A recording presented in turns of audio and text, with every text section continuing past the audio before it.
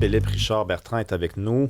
Snack, ça passe-tu snack plutôt que sac? C'est pour le snack plutôt que la sac. La Société des non-alcoolisés du Québec, parce qu'on boit... Toi, ça fait 6 ans. Faut juste faire attention. 6 mois. Parce qu'il y a le snack dans une tique qui aide les gens. À ne pas confondre. Snack est un organisme qui nourrit les gens. Oui, OK, d'accord. C'est dit. Bon. Toi, ça fait 6 ans, Ouais. 6 mois, et je l'ai vu l'autre jour passer. 5 jours. 5 jours. Oui. Là, il arrive avec son t'as pas café, bu. d'ailleurs. Que t'as pas bu Il arrive d'alcool. avec son Ouais. gros mug de café Oui, en moi, j'ai arrêté studio. le café. J'ai arrêté même le café pendant un bout, mais ça Maintenant, tu es drogué au j'ai été café, c'est incapable, ça? moi. On dirait vraiment une bière. En passant, on dirait une bière. On dirait Mais il y a une vraiment une belle bière. crème, là. Tu sais, petite Ah ouais. crémante. Non, moi, j'ai arrêté l'alcool le 23 décembre 2019. Qu'est-ce qui s'est passé le 23 décembre? J'avais juste, puis tu sais, je suis pas gêné parce que j'en parle souvent. J'avais tu sais, la vie d'entrepreneur, c'est pas facile. Là, tu sais, on nous voit souvent parce qu'on est riche, puis on est en Ferrari, puis non, c'est pas le cas. Là, on travaille très fort, comme tout le monde. Mais j'avais développé, puis juste avant la pandémie en plus, mais j'avais développé une, comment je pourrais dire ça, un aisance ou avec l'alcool que j'aimais pas. Tu sais, quand ça te prend un gin tonic à 4 heures l'après-midi, puis là, tu sais, c'est la première chose que je faisais en arrivant à la maison. Puis à un moment donné, ben, tu réalises que tu sais, la conjointe avec qui j'étais à l'époque ne buvait pas tant que ça, mais tu sais, là, tu as bu une bouteille de vin à toi tout seul le soir au souper. Tu sais, les 5 à 7, moi, j'ai été fêtard toute ma vie. Là. Donc, le premier arrivé dans les 5 à 7, le dernier parti. Je vais toucher du bois. J'ai pas fait trop de niaiseries, mais donc, moi, j'ai juste arrêté du jour au lendemain. Ah oui. Je me suis levé. Ouais, je me suis. Puis, tu sais, les langues sales disent t'as dû prendre une méchante brosse le 23. Même pas. Je me suis juste Mais c'est levé. spécial, ça, du jour au lendemain. Oui, mais j'avais recommencé à m'entraîner en 2019. J'ai fait 2 marathons en 2019. En 2020, j'ai fait 3 ultramarathons. Tu sais, je suis comme tombé pour redevenir un athlète. À ce jour, je m'entraîne 6 fois par semaine. J'ai fait 5 Ironman. Wow. Ah oui. Là, je trouvais ça un peu bizarre d'aller m'entraîner à 6 heures le matin puis avoir le mal de tête de la veille. Ouais. Tu sais, c'est rough. Puis, tu sais, moi, quand tu étais en entraînement pour un ultra-marathon à cette époque-là, là, moi, à 9 h le matin, j'avais souvent fait un demi-marathon. Là. Tu sais, j'avais 21 km dans le corps parce que j'avais ma journée de travail. Après ça, tu as tes enfants. Alors, tu fais quoi? Tu fais ça le matin. Tu t'organises avec ta conjointe. J'ai les enfants le matin, je vais aller courir. Mais là, tu as mal à la tête. Et là, j'ai découvert pour la première fois, parce que je ne m'en rappelais pas de mon adolescence, mais hey, tu dors tellement mieux sans alcool. Tu te lèves frais et dispo.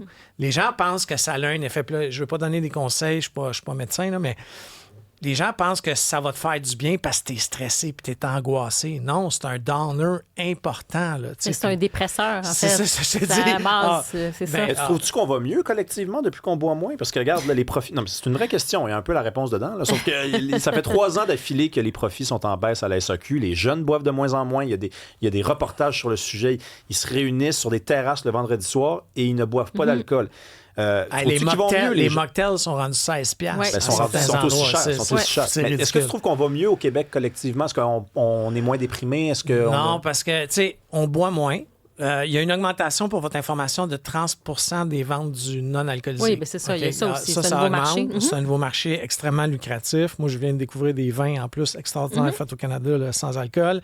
Il y a ça, mais il ne s'est jamais aussi, prescrit autant d'antidépresseurs. Alors, tu sais, c'est quand même drôle. On boit moins, plus d'antidépresseurs. On compense par d'autres choses, peut-être. Oui, tu sais, puis encore une fois, j'ai pas les données de santé publique, sauf que c'est un problème collectif. Puis, tu sais, ça va plus loin que ça. Quand on est rendu qu'on donne un contrat de 6 millions de dollars à une firme que je veux pas casser du sucre parce qu'elle a travaillé très fort pour le gagner. Super firme, là. Ouais, super firme du Québec. Là. Une des seules agences publicitaires encore, pour votre information, à propriété québécoise. Oui. OK? Donc, tu sais, je veux surtout pas... Eux, ils ont fait leur travail, mais quand tu donnes un contrat pour encourager le monde à boire, parce que c'est ça qu'on va faire. On est d'accord. Tu sais, on est où comme société? Comme, ouais, honnêtement, on tire dans tous les sens, en fait. C'est parce qu'on envoie des messages contradictoires. C'est qu'on entend beaucoup le message un peu anti-alcool. Ça, on l'a entendu, c'est vrai, pour des raisons de santé, pour toutes sortes de choses, consommation, même plus consommation responsable. Je pense que là, on est quand même, j'ai l'impression, là, dans une sorte d'offensive anti-alcool. Puis j'entends ton témoignage, là, puis tant mieux. Mais je parle globalement dans l'espace public, il y a quand même ça. Mais d'un autre côté, on se dit, ben on veut quand même le cash, là. On veut l'argent de sais, ça rapporte quand même à l'État. Fait que tu trouves pas qu'on va dans tous les sens, qu'on tire dans tous les sens? Tu sais, je suis pas sûr qu'on est anti-alcool plus que... Il y a de plus en plus d'études qui démontrent que c'est néfaste. Là. Au même titre qu'il y a 50 ans ou 70 ans, là, by the way, ma grand-mère s'est déjà faite prescrire de prendre une cigarette par son médecin là, au Québec. Tu comprends? Est-ce qu'on parle les deux, vraiment? Tu sais, la cigarette, il y a comme pas de bonne raison de fumer ça. Non, je sais, mais je fais juste te dire que je pense que les gens sont de plus en plus conscients qu'il y a des risques à ta santé, il y a des risques à ta santé mentale, puis tu prends une décision par rapport à ça. Moi, je suis pas anti-alcool, tout le monde peut en boire. J'en ai chez nous, pour votre information, pour mon jeune de 20 ans. Tu viens souper chez nous, j'ai du vrai vin, mais moi, j'ai plus envie d'en boire, point. J'ai passé à autre chose. Par contre, si tu veux dégager plus de profit de la Société des alcools du Québec, il y a une façon de le faire. On va la privatiser. OK? Puis peut-être pas à 100 Peut-être pas à 100 pour plein de raisons de santé publique. Je le comprends. Mais privatisant 49 ou 51 mais pourquoi tu veux privatiser quelque chose qui nous rapporte pour une fois? Parce que à 50... Ben écoute, une SAQ d'ouvert à 9 h le matin, là.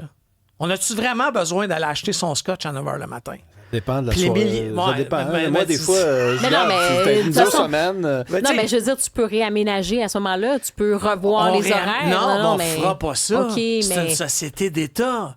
On fera ça. Essaye d'aller dire aux employés que ça va ouvrir à midi. Tant que tu fais quand même des profits, ça va directement dans les poches des contribuables, quelque part. C'est ça nous revient. Je vois pas l'intérêt. Là. Amène le privé là-dedans, là, puis il va y avoir un méchant ménage. OK, amène une compétition. Puis, tu sais, un caissier à la SAQ, là, ça fait entre 25 et 30 $ de l'heure. Un caissier. Va chez Big Daddy Liquor aux États-Unis, mais tant mieux ça en fait 10. Oui, mais tant mieux s'il y a du monde qui gagne bien leur vie aussi. À un moment donné, c'est quoi? On va tout le temps rabaisser les salaires au plus bas parce que c'est de même. C'est ça le modèle, là, c'est Uber, là, puis tu fais 4 piastres de l'heure. Cette année, on a parlé de privatiser les épiceries. Hey, on va ouvrir des épiceries. Le gouvernement du Québec qui est incapable de gérer pas grand-chose. Les épiceries, c'est pas toutes des bonnes idées. Le gouvernement du Québec vend de la drogue. Tu fais des profits avec l'alcool. Les épiceries, c'est pas nécessairement la même chose pour les épiceries. Moi, je pense qu'on peut en faire plus en vendant 51 Mais au pire aller, amène-la publique en bourse.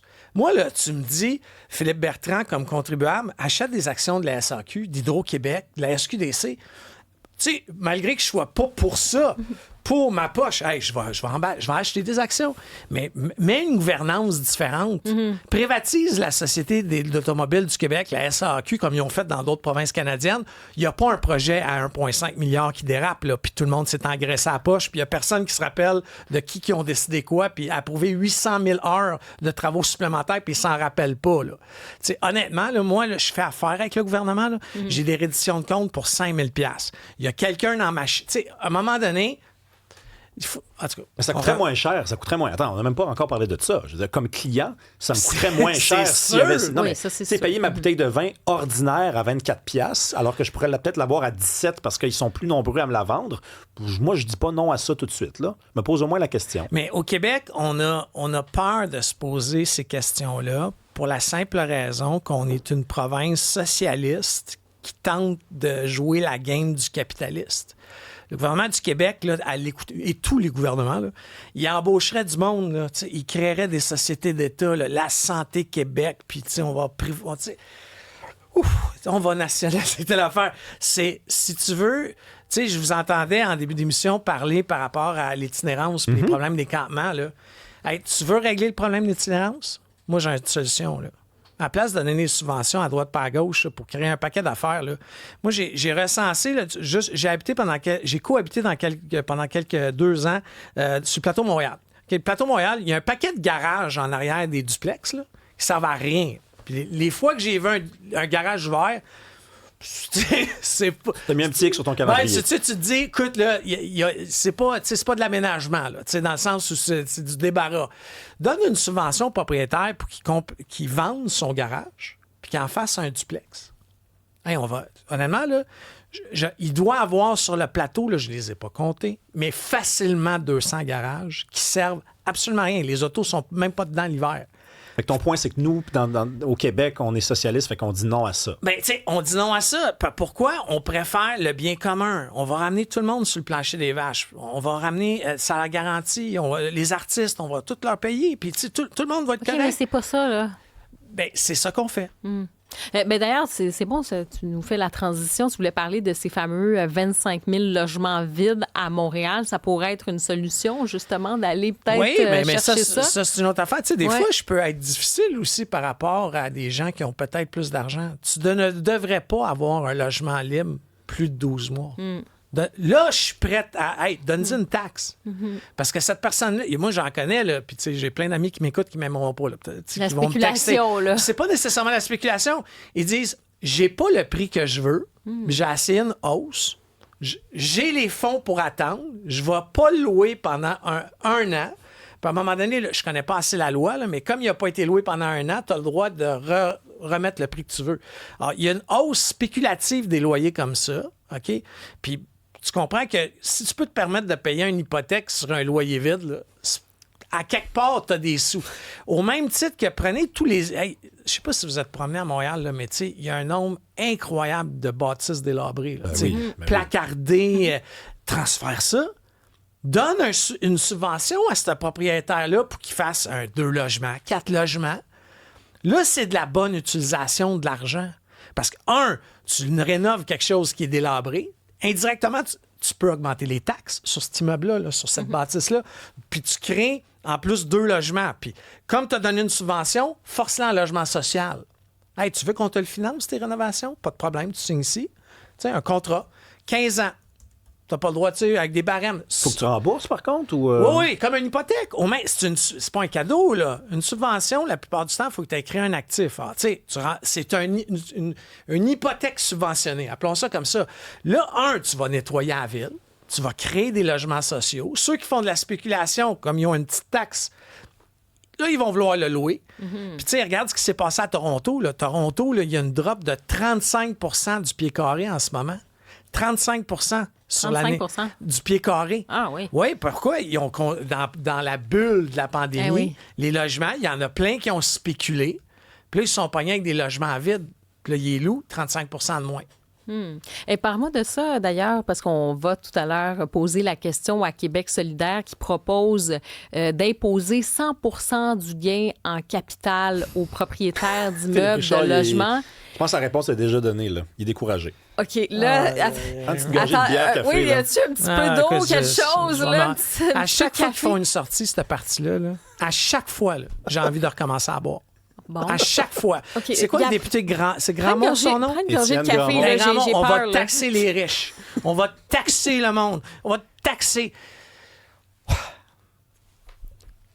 Que dire? À un moment donné, il en faut de la richesse au Québec. Il faut des gens qui fassent de l'argent. Parce que si on n'a pas d'argent, ton filet social, là, il est-tu payé par la gang de Québec solidaire? Ton filet social... Tu sais, encore une fois, là, je répète les mêmes chiffres. Rémi, tu vas être écœuré que je te dise les mêmes chiffres. 9 millions de Québécois. Sur 9 millions de Québécois, il y en a 4,5 qui travaillent. Donc, 50 Dans le 4,5, il y en a uniquement 2,2 qui paient réellement des impôts. Le 2,3 d'en haut, là, ils sont en remboursement d'impôts. Ce qui veut dire que le filet social, là, tu sais, puis la taxe de ci, puis la taxe de ça, puis on va subventionner telle affaire, puis tout, c'est payé par 2,2 millions de personnes sur 9 millions. Je sais pas, ça prend pas là, un PhD en mathématiques là, pour comprendre que la règle d'arithmétique, là, elle fonctionne plus, là. Oui, mais mettons, tu sais, tantôt, tu parlais de ces propriétaires là, que, tu sais, ils ont quand même un petit peu de lousse, puis ils peuvent garder ça pendant un an, des logements, des choses comme ça. Eux, ce qu'ils disent, c'est... Ils disent, regarde, les propriétaires, quand ils vendent en ce moment, sont imposés sur 50 de leur profit. Mais Ce qui a déjà pas de bon sens. Ben, en même temps, ils disent comme une business, c'est pas ta résidence. Non. Si tu fais de la business avec La l'immobilier... minute que le gouvernement, peu importe le gouvernement, dans n'importe quel pays du monde, vient te chercher dans tes poches plus que 50 de quoi que ce soit, OK, quoi que ce soit. Moi, je n'ai parlé l'an passé, là, le 16 juillet à chaque année, moi, j'arrête de payer mes impôts. Du 1er janvier au 16 juillet, j'ai uniquement travaillé pour le bien commun du Québec. Moi, j'appelle ça ma journée de libération fiscale. Le 17, l'argent est à moi. Est-ce que c'est normal? Est-ce que Certains c'est vont normal? te dire c'est parce que tu as la chance et le privilège La chance. de faire tant d'argent. La chance, non, mais Karima. c'est que Karima, tu es tellement Karima, la privilégié. chance. Tu es tellement Je privilégié. vais mettre mes enfants en ligne avec nous autres. Hey, ça me donne envie de pleurer ce que tu dis. Mais non, La chance, Hey, ça fait 25 ans que je travaille. 18 heures par jour. Je crée des bonnes conditions d'emploi. Je paye mes impôts, mes taxes, mes DAS. Je vois pas mes enfants. C'est ça que moi j'ai fait pour le Québec. Puis c'est pour ça que je vais calisser mon camp du Québec. Je crisse mon camp dans 2 ans. J'attaque mon dernier à 18 ans, je calisse mon camp. Je suis écœuré qu'on casse du sucre sur moi. Il n'y a rien que j'ai pas fait pour cette province-là. Rien. Je paye mes impôts. J'ai été cotisé. On m'écœure.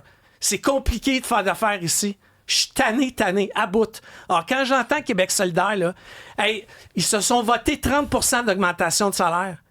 Madame Aruba, là, allez-vous donner votre 30 % de salaire d'augmentation? Ben, elle le prend pas, là. Elle Ah, le donne à elle des prend pas. organismes. Ah, non, oui, non, elle on le prend pas. précise. Elle On le a un précise. crédit d'impôt parce qu'elle donne Non, on fait l'argent juste sur préciser, mon on fait- argent. Ah, tabarnache.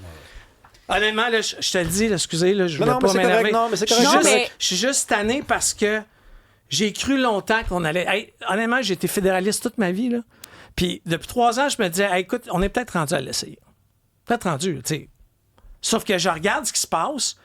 Les souverainistes sont généralement dans le camp de Québec solidaire puis du PQ. Puis tu regardes le discours de ces gens-là, puis je me dis juste, OK, on va faire comment pour arriver? Moi, c'est ma seule question. Démontre-moi que sans me... Tu sais, là, quoi, on va passer à 60 % d'impôts? 70 % pour le bien commun? mais Philippe Richard, pour vrai, je suis contente que ton témoignage, là, c'est sûr que ça nous réveille, mettons. Je m'attendais pas à ça ce matin, mais c'est rare qu'on entend justement ce discours-là. Puis c'est vrai que c'est facile parce que, tu sais, on pense à des personnes, des fois, qui sont moins bien nantis. Puis on se dit, ben ça prend une justice fiscale, une justice sociale, mais on oublie qu'il y a une réalité quand même que pour redistribuer, il faut créer de la richesse.